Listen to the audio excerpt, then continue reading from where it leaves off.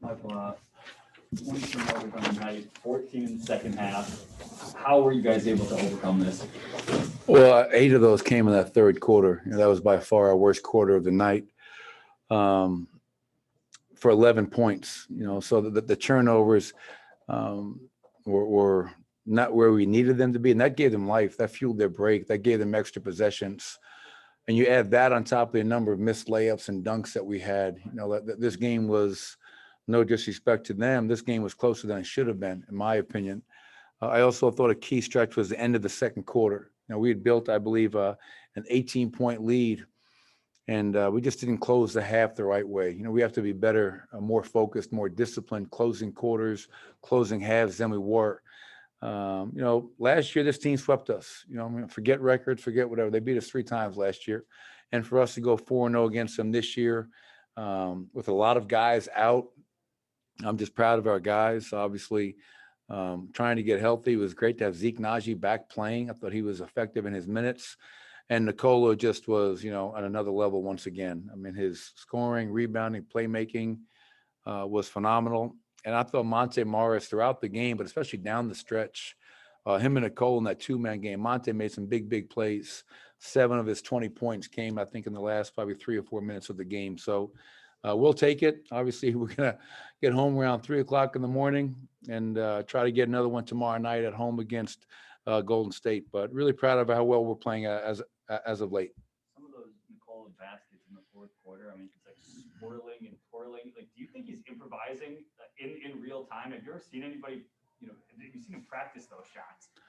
No, we don't practice anymore, man. Okay. Well, no, he just realizes that he's generating so much attention. So the moves where he'll catch, face, shot fake, drive, spin, shot fake, step through, shot fake, drive, step through again, and scoop layup. We've seen it before, and he almost has a sense where the defender is, when to use that shot fake, when to score right away. And he's set the tone from Jump Street. That's what I liked about tonight. A few games ago against New Orleans, he kind of played and waited to take over. First quarter, he set the tone right away. I'm going to dominate this game, and he did. You talked about the 2-man game with Nicola and Monte. At the beginning of the season, you were taking a lot of questions as to who was going to pair up with Nicola in that 2-man game, and Monte is clearly that guy. Just talk about the evolution of Monte in this particular action, and especially as a clutch player down the stretch. It's funny. We came over to shoot this morning, and I told Monte, I said, how you doing? And he's like, I just got to make shots. I said, Monte, do you realize how well you're playing? And your numbers in the last 13 games were 11-2. Like, you're shooting the ball lights out. The 3 he made going into the break against Golden State, the 3 coming out of the break against this very Sacramento team. Like, Monte's efficiency has just been off the charts. And as the season's gone along, as you mentioned, we used to have Jamal Murray, Nikola Jokic, which were, like almost unguardable. One of the best 2-man end-of-game tandems in the league. And obviously, Monte's his own player. He's not Jamal. But him and Nikola have the same kind of impact. We take our time, we get set, we space the floor, we read the defense, and he knows that Nikola is going to garner so much attention. He's got to keep the defense honest. He's got to be willing to drive and finish. Drive and kick to Austin for a huge 3 tonight, late in the game, shoot the little pull-up jumper, or if they do come over to help, that little pocket pass to Nikola where he's just money in that position. So I'm really proud of Monte. He's 8 of 11, 2 of 3 tonight, 20 points, 4 rebounds, 4 assists. And he had a hell of a defensive player in Davion Mitchell draped all over him.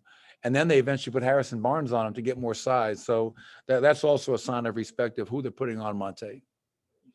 Speak to his proficiency the last 13 games. How much of his mid-range game, that floater, is a product of teams collapsing on him on the 3-point line because he's been so efficient from there? Yeah, I mean, it's definitely a part of it because he is shooting lights out from 3. And he's always been a very good mid-range shooter. It's really tough because analytically, they're going to tell you the mid-range shot's the worst shot in the game. But we have some really good mid-range shooters. Nikola is one of the best in the league. Jamal Murray is great in the mid-range. And Monte Morris is also very proficient shooting that mid-range shot. So you don't want to rely on it. You don't want to take the mid-range shot with 18 on the shot clock. But as that clock works down, I just want open shots. And we generate a ton of open shots.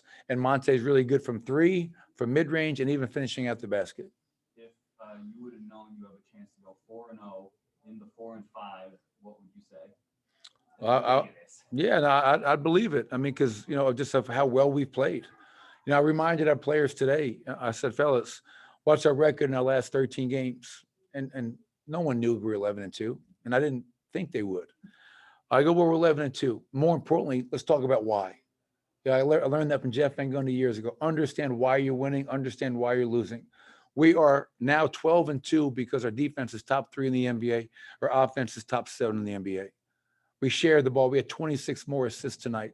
We rebound the basketball. We only gave up 8 offensive rebounds tonight. So just understanding it, and hopefully, you know, as we move forward, I think 16 games to go, we can find ways to continue to play at the same level we've been playing at. One more, Coach. I wonder if there's a little bit of charm in knowing that your guys didn't necessarily know the record just because they're laser focused on the next game, on this day, on grinding out what they need to grind out. You could look at it that way. We're not. No, you could. I mean, I mean, you don't play as well as we've played without being like laser focused. To your point, Demps, like our guys understand what time it is. You know what I mean? Like we understand what time it is right now in the season, and this is when you want to be playing your best basketball. I also wonder if they didn't know we're 11-2 because they're so locked in, or because they're just hooping. Like there's a feel good atmosphere in the locker room, and that's my job to make sure they understand. Hey, we are 11-2. Now we're 12-2, and to tell them why.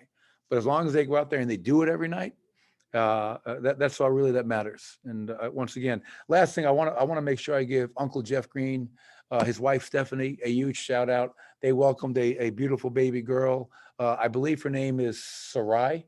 Hope I didn't mess that up, Unc.